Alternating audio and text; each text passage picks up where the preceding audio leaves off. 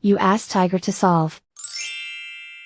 This deals with linear equations with one unknown. The final result is w equals -7/5. Let's solve it step by step. Simplify the expression. Group like terms. Simplify the arithmetic. Group all constants on the right side of the equation. Subtract 14 from both sides. Simplify the arithmetic.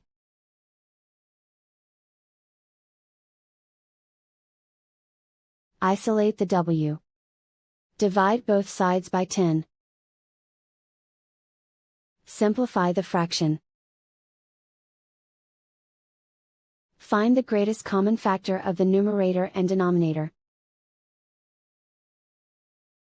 Factor out and cancel the greatest common factor. And so the final result is w equals -7/5.